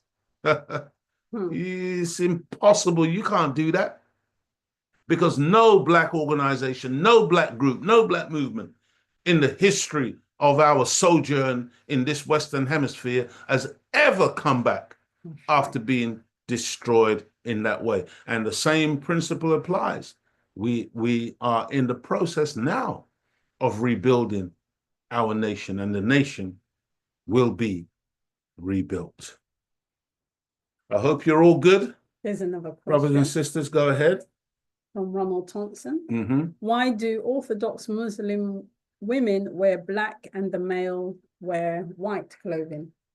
Man, I can't really speak to that, to be completely honest with you, dear family. Of course, you know that they don't just wear black, you know, but I don't know the reason behind that. I don't think it's a good idea to be wearing black in the heat of the Middle East, because that just sucks in more heat, and I should imagine it must be very uncomfortable. You know, we traditionally, as Africans or black people in that type of climate, we wear white because white reflects, you see. But I really don't know. I wouldn't venture to give you an answer as to why they put, maybe that's the wrong terminology, they put women in black and the men wear white. Maybe because there is misogyny. I'm not suggesting that's the reason, but you know, because we know that there's been crazy stuff that's been introduced into Islam, nothing to do with Islam, but we know that things like, you know, female circumcision and walking 10 paces behind a man and all this nonsense. You can't find any of that in the holy book of Islam. But we know that people come to Islam, they bring their culture. That's right. You know, like these Vikings and these Europeans who, when they used to go to war, they would put a metal girdle on their wives because they distrusted the women so much that they would literally padlock them into a metal girdle called a chastity belt, you see. And we know that when a lot of that type of person comes into Islam, then we may get into some mutilation of the female clitoris because they're not supposed to experience any pleasure. And I mean, I've read stuff and seen stuff, man, where you got men, you know, doing that to their wives, going away to war and literally sewing the woman up. And on the return from war, then they're cutting the woman open. I mean, this is some barbaric, you know, prehistoric stuff, family. But I emphasize nothing to do with Islam. But as for that question, I really don't know the answer. As to, we don't do that in the Nation of Islam. That's what's important to you. Notice in the nation, our women wear white, okay, and they wear beautiful colors. They wear gold, okay. They wear all kinds of beautiful pastel shades because the Nation of Islam is not trying to follow any of those traditions, and in particular things that we really don't understand. Dear family, back in the day, hardly a week or a month could go by. Let us know if you're enjoying learning some of the history of the Nation of Islam in the UK. Back in the day, hardly a week or a month could go by without a community of believers rallying on behalf of our people up and down the country. And we made our program and activities so visible that we could not be ignored. And whether they liked us or not, television, print media, and the radio had something to say about the serious, resolute, and immaculately dressed men of the UK chapter of the Nation of Islam. We were the talk of the town. Believe me, family, you know, the nation was not some entity that anybody could pretend that we didn't exist. The nation was moving and shaking everything up. This was the reality of that time. Very, we took our role in the liberation struggle of our people. We took it very, very seriously. Now, after the infamous Stephen Lawrence inquiry in 1998 and the unprovoked, cowardly, and physical attack by the Metropolitan Police on the Fruit of Islam, a battle which the police lost spectacularly, the British news media made an attempt to bury us in an avalanche of negative publicity, and a significant part of this failed attempt was the use of this picture by one of the printed rags with the sensational but pathetic headline, "The Unacceptable Face of Islam." I mean, we laughed when we saw that, man, because what a beautiful face. Exactly. What a beautiful face, the unacceptable face of Islam. Our brother is so magnificent. The brother behind him, same thing. I mean, but I don't know what these people thinking of. Like they're gonna put a face like that. That's right. And then say, like they know anything about Islam, like they're some type of authority that can determine what is the acceptable face of Islam. We became unacceptable because we dared to fight back against an attack by the police and defeat them. You see? And by the way, if you want me to break down fully what happened at the Stephen Lawrence inquiry, maybe you want to put a 1 in the chat and let me know if that's something you'd like to hear the full story of what happened at that time, because it was a very interesting phenomena what took place at that time. And at that time, you had newspapers like the Voice newspaper and New Nation, and it was amazing because the day after that debacle at the Stephen Lawrence inquiry, both papers came out with headlines. One of them said, "Thank you to the Nation of Islam." They were thanking us because I'm not going to go into it now, but like I said, the story is very, very interesting, what we were able to do and achieve on behalf of our people at the Stephen Lawrence inquiry. Both papers were very positive, but there were elements within the nation that were trying to put a negative spin on the nation. Because again, family, I'm telling you, the minister said it a minute ago, our problem, and I think the Most Honorable Elijah Muhammad taught this, and the Honorable Minister Louis Farrakhan has repeated it. Our problem in the Nation of Islam, our problem in the Black community has always been with our so-called leadership, you see, and we have to watch the leaders that these people put in front of us. We have to watch the leaders that are handpicked by our enemies, and we have to make sure that the leaders that we have are leaders that we have chosen, are leaders that reflect the reality and the principles that we desire, that they are people who are absolutely dedicated to the absolute true liberation of our people. I'm seeing plenty of ones coming into the chat, so looks like going forward at some point, we're going to have to break down the Stephen Lawrence inquiry, our brother who was brutally murdered by a white racist, and the family, the Lawrence family, took over 20 years before they could get any modicum of justice. Family was destroyed. And now you got one of those devils in the prison who was finally convicted. I think only 2 of them out of a whole mob of attackers, only 2 of them ultimately were convicted. And now one of them, in an attempt to try to get parole and get out of prison, he's now admitting finally that yes, he was part of the mob that murdered our young brother. Dear family, we are approaching our zenith for this evening show. I hope that you have enjoyed what we are sharing. It's such a pleasure to be a part of a group where the individual is ready to subordinate self for the benefit of the group and be willing to line up in uniformity, able and willing to take instructions from their brother, not because he is any greater or better than they are, but because he is in fact their brother. You see, the Most Honorable Elijah Muhammad was so crystal clear. He said, you must first be brothers.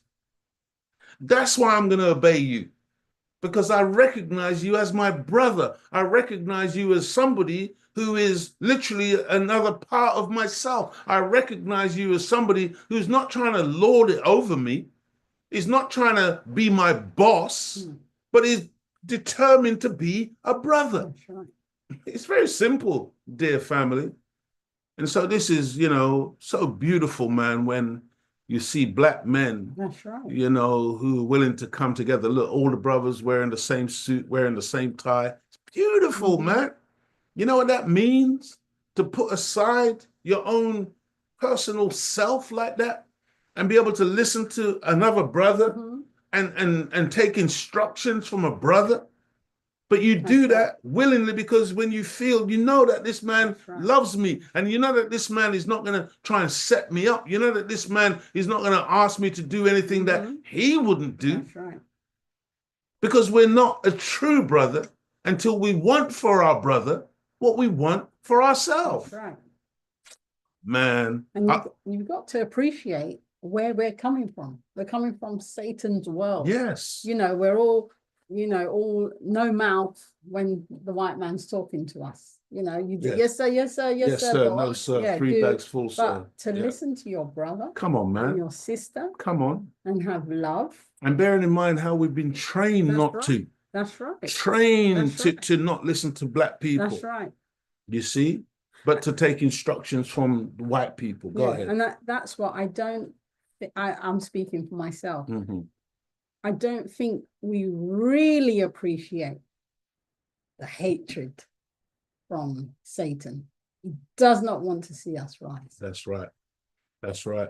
And he does not want to see us obeying each other. That's right. Loving each other. That's right. Protecting each other. That's right. Unity does not want that. No. How did the Honorable Elijah Muhammad say? He said, our unity is more powerful than an atomic bomb. That's right. That's how powerful black unity is. You see?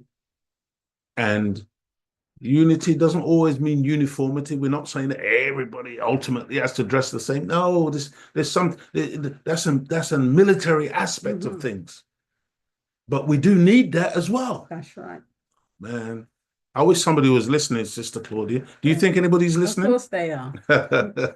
Praise be to Allah. Dear family, who but an enemy of the rise of our people would work to destroy such an image of militancy and uniform brotherhood? Who? I mean, think about it. To me, when I see this image, it's one thing, you see police in large groups sometimes out on the street, and, they are who they are. They're doing what they do. Or you might see a whole bunch of firemen or other people who wear uniforms. And it's beautiful for them in terms of you can readily identify who these people are, what they're about, what they represent, whatever. But why are we disallowed? Why are black men and black women disallowed from having that type of uniformity, that type of organization, that type of militancy? Why? And why do we, so many of us, scared to death of such uniformity? That's right. No, family. We got to change this up, man. Got to change this up. Black people will never realize full liberation in the absence of soldiers ready, willing, and able to fight for that liberation. The enemy doesn't care too much about what we say from our lips. It's what we do, okay? It's what we do, show and prove, that will move him. See? Because we got to move the enemy.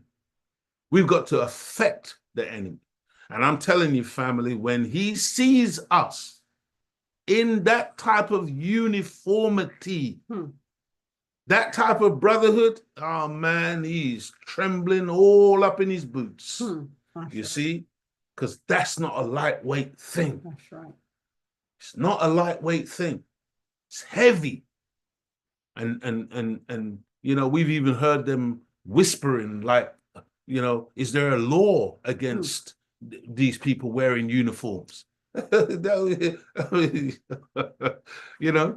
need to go and talk to your Salvation Army about them wearing their uniform. Because when you see the Nation of Islam in uniform, you're looking at the real Salvation That's Army. right. Okay? The real Salvation Army, an army designed as saviors for a people. And you will never prevent us from putting on the uniform that God gave to us. Family, we've been comforted.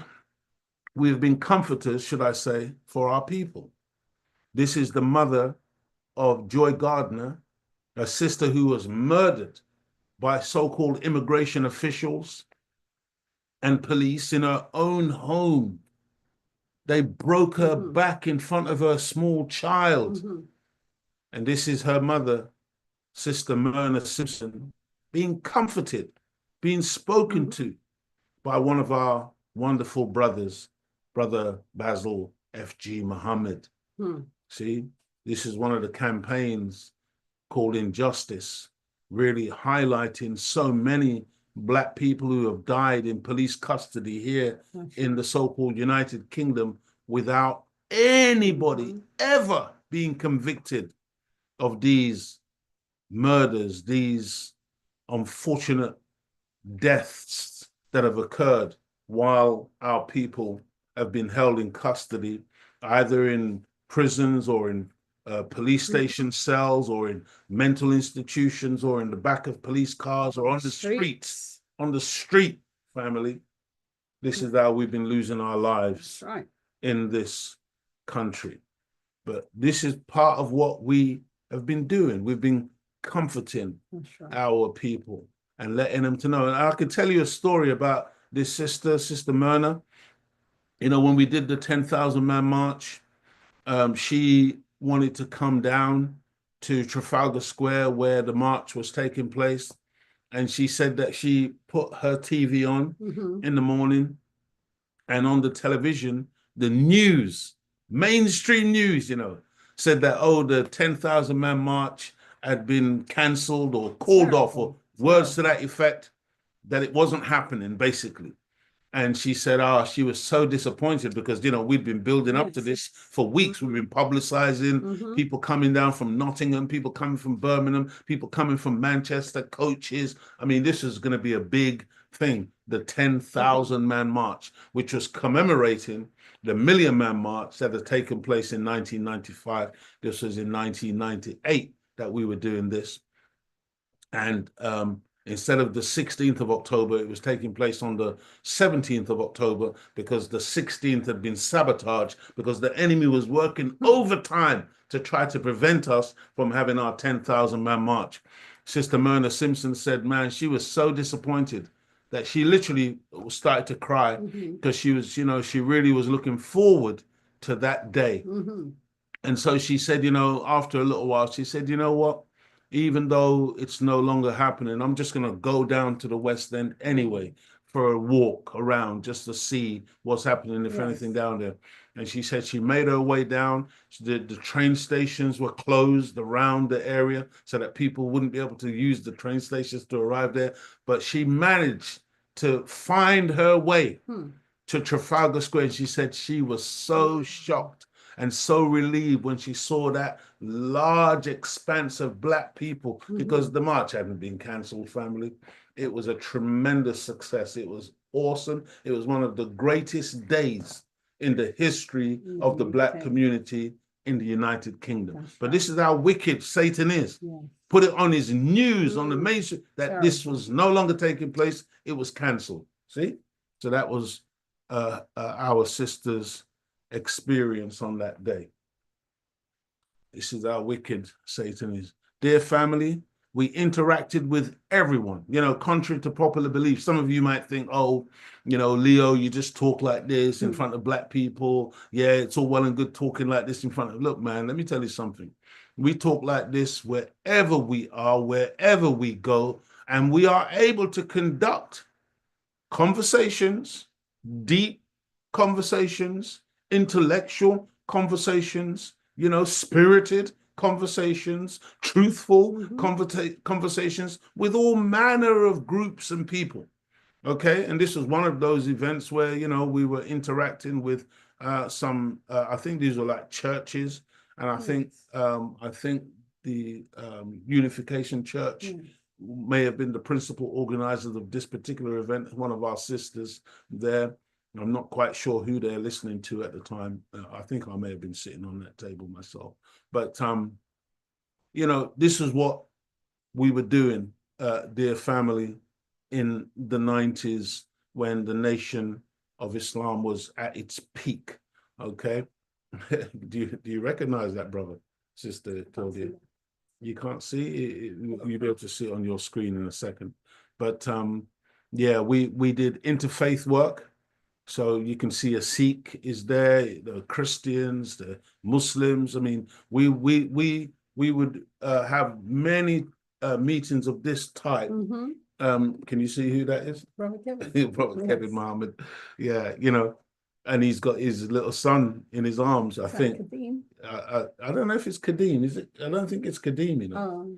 I think it's Kareem, or yeah, one of those sons, yeah. But you know, we would have these, and I think that's Jackie, isn't it? Yes. Yeah. I think we would have these, you know, we would have these meetings with all manner of different faiths. Right. All different people. And it was beautiful, man. That's you right. know, we would interact with them and we wouldn't shy away from who we are and what we believe. And telling the truth. And it was beautiful. And they respected us because, and they recognized us as their equal, if not their superiors. Was it Family Federation? Family Federation. Did you say that? Yeah, I think well, there was Unification Church, and Family Federation, yeah. And there was some other groups that we interacted with as well. Is any of this surprising, family? Do you appreciate some of the works that have been done on behalf, because not on behalf of the small little Nation of Islam, on behalf of the Black community. That's right. We appeal to the masses. This is like what we would do at Carnival. We would have a huge lorry, and then we would create a platform on top of the lorry where we would walk and advertise our paper, and we would, you know, go and interact among the people. It's beautiful, man. You know, tens of thousands of people on the streets, and this is how we would appeal to the masses, dear family. And everybody knew about the Nation of Islam. We had a sound system, and we'd be blasting out conscious music and the minister's voice. I mean, man, and the enemy was just absolutely just wringing his hands. He didn't know what to do with himself, because that wasn't a message that they wanted to be heard among people, revelers, half naked, and just doing crazy stuff and drinking alcohol. But here was a sober group of people. That's right. Showing the people, giving the people an alternative message. That's right. An alternative message, a message of liberation.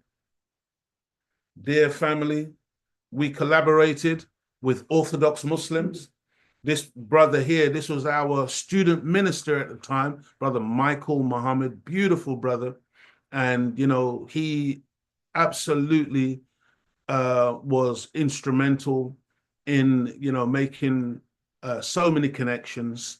And we kept and maintained those connections with Orthodoxy Muslims. They respected us highly.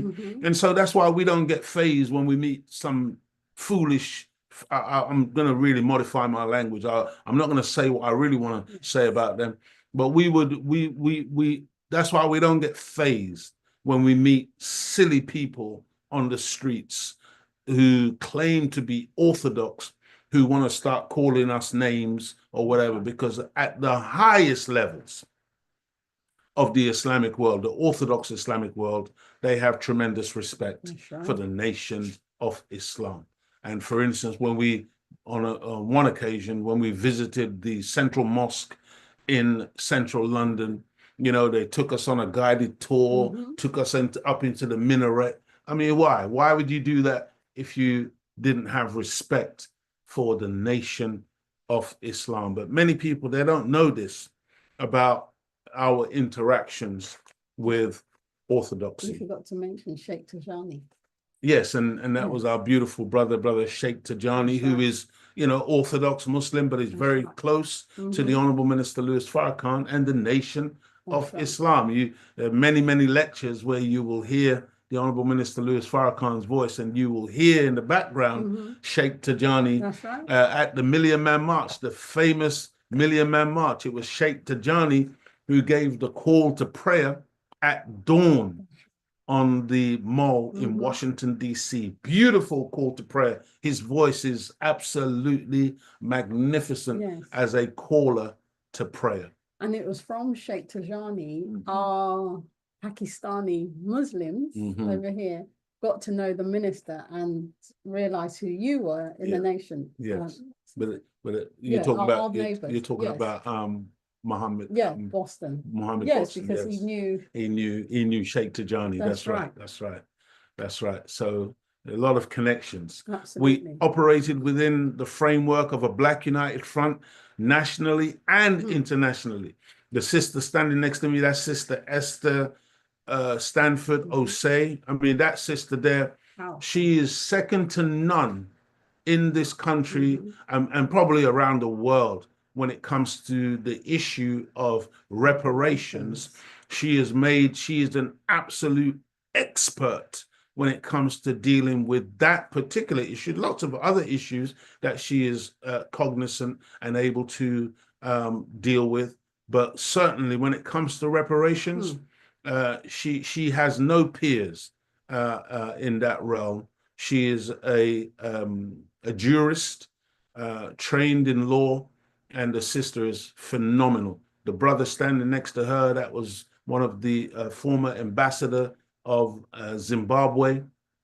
And we were interacting with the government in Zimbabwe for some time, and we went to a conference in Zimbabwe invited by ZANU-PF, the government at that time, and it was just phenomenal. And then standing next to him is one of the brothers who's highly active in the United Kingdom as the leader, as the head of one of the Pan-Africanist spiritual Black organizations, Black movements.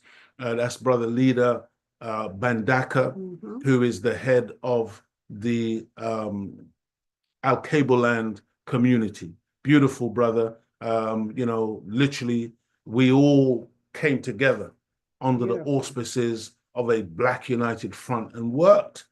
Worked hard, man, on behalf of our people. The nation really was, at the heart of so much of what we were doing back in the day. We took part in countless conferences and many debates, great debates.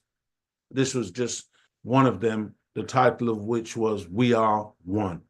We are one. One God, one people, one destiny. These are the types of things that the nation was very much a part of as we were growing and moving and shaking all over this country. Go ahead. No, I was just reading what you wrote. What's that? And for the liars. And for the liars. Yeah, and for the liars who want to call us racist and bigots, ask all of the white people who would come to buy our paper and want to take their pictures with us, ask them if we ever disrespected or turned them down. Look at these white people.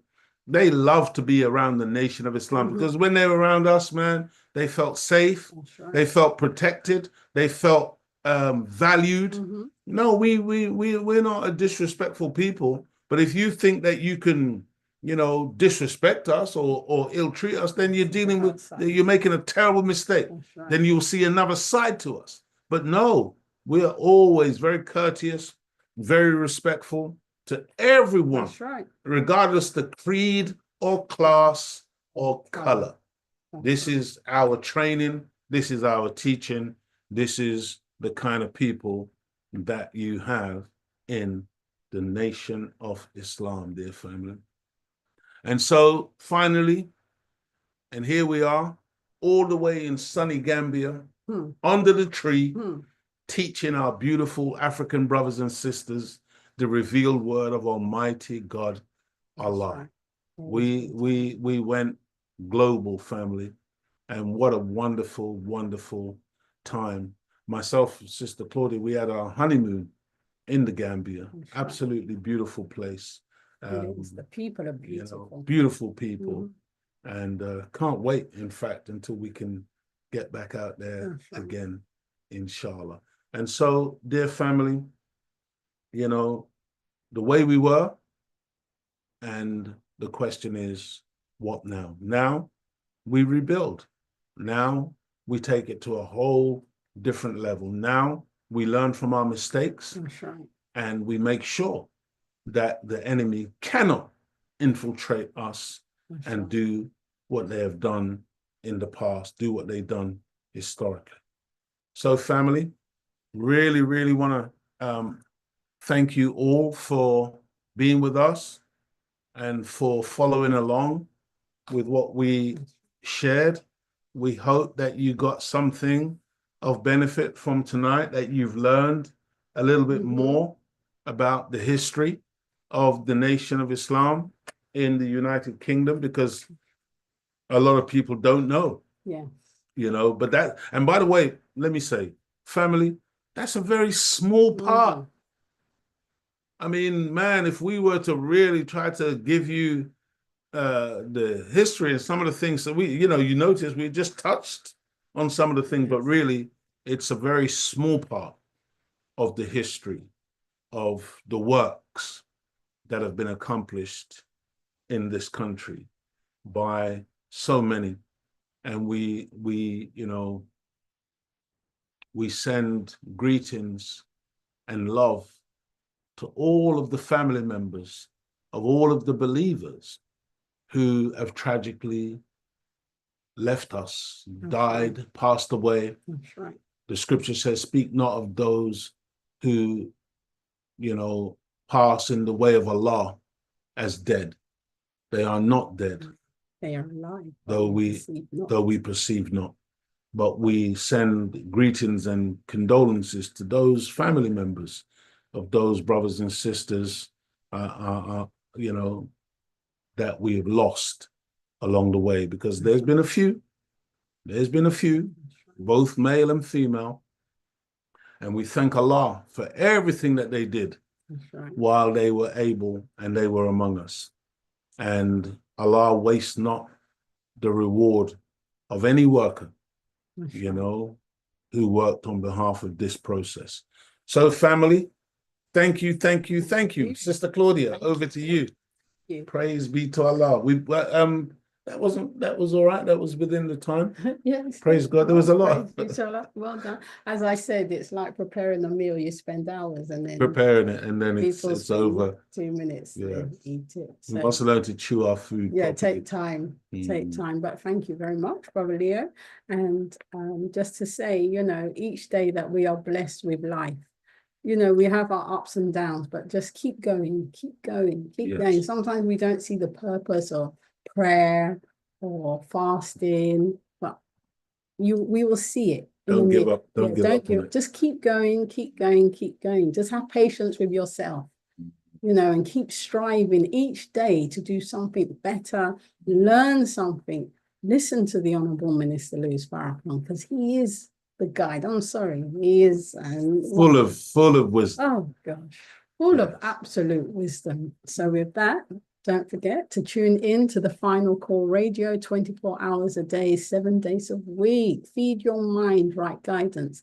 Also, subscribe to the Final Call newspaper. You can get, if you don't get the physical copy, you can get a digital copy, and you pay us very, very small fee once a month. So, and also tune into NOI.org every Sunday and listen to the teachings of the Most Honorable Elijah Muhammad through the Honorable Minister Louis Farrakhan and those wonderful student ministers we have. But thank you all for tuning in. Stay strong. We are truly a blessed people. As I always say, we don't think we are blessed with the trials. Don't look at what you see other people have as the Holy Quran. Look at yourself. We are truly blessed. Each time Allah is blessing us to wake up every single day, and what we're doing, let's make a change and try and be right, be of the righteous. But thank you once again for tuning in. Thank you so much for your comments. We do actually read the comments afterwards. Sometimes can't keep up with them, but thank you so much for tuning in. Did you have anything to say, Brother Leah? No, that's it, baby. Praise That's it, be to honey. Allah. Thank you so much. Thank you. Thank you all. May Allah bless you all. That's right. Assalamu alaikum. Walaikum salam. Next week, inshallah, same time, same place. That's right. If on